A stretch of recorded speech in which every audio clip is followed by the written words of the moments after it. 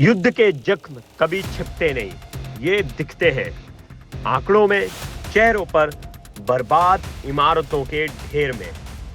2022 का वो दिन जब रूस ने यूक्रेन पर हमला किया था, तब शायद किसी ने नहीं सोचा था कि ये जंग इतनी लंबी चलेगी।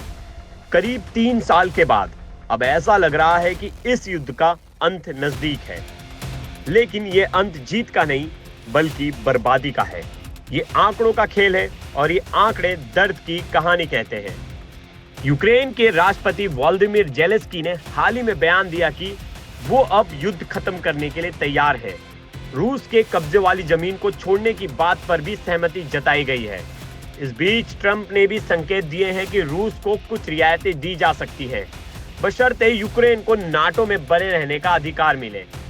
लेकिन ये जो 3 साल का युद्ध है, इसने दोनों देशों को कितना तोड़ा है, ये जानकर शायद आपको हैरानी होगी। यूक्रेन का नुकसान।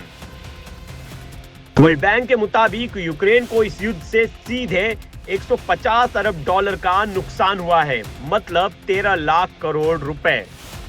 यूनाइटेड नेशन का कहना है कि यूक्रेन को इस तबाही से उभरने में सालों लग जाएंगे और इसके लिए करीब 40 लाख करोड़ रुपए की जरूरत होगी। ये सिर्फ आंकड़े नहीं है, ये उस देश की आर्थिक हालत का आईना है जो रोज टूटता जा रहा है। महंगाई दर 10% से ऊपर है और निर्यात में 30,000 करोड़ रुपए की कमी आई है। यूक्रेनी संसद की बजट कमेटी का कहना है कि रोजाना 1200 करोड़ रुपए का नुकसान हो रहा है। तो वही अब बात करते हैं रूस के नुकसान की। रूस जिसने ये जंग शुरू की थी, उसे भी भारी कीमत चुकानी पड़ी है। अमेरिकी रक्षा विभाग पेंटागन ने रिपोर्ट दी थी कि रूस को अब तक 18 लाख करोड़ रुपए खर्च करने पड़े हैं। ये सिर्फ सेना, हथियार और रसद का खर्चा है। इसके अलावा अमेरिकी और यूरोपीय बैन ने रूस की अर्थव्यवस्था को और कमजोर कर दिया। G7 देशों ने रूस के केंद्रीय बैंक के 27 लाख करोड़ रुपए फ्रीज कर दिए थे। तेल की कीमतों में गिरावट से रूस को 8 लाख करोड़ रुपए का झटका लगा और कुल मिलाकर देखें तो रूस का नुकसान 109 लाख करोड़ रुपए तक पहुंच गया। अब बात करते हैं अमेरिका के नुकसान की। अब बात सिर्फ रूस या यूक्रेन की नहीं, ये जंग दूर बैठे अमेरिका को भी महंगी पड़ी है। अमेरिका ने अब तक 5 लाख करोड़ रुपए की सैन्य मदद यूक्रेन को दी है।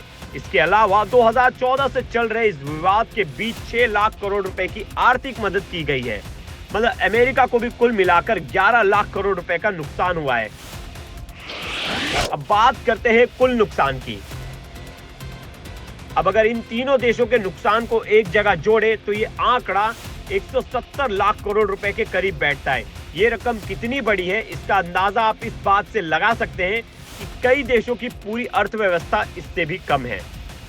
युद्ध में कोई जीतता नहीं, सब हारते हैं। कोई देश हारता है, कोई अर्थव्यवस्था, कोई इंसानियत।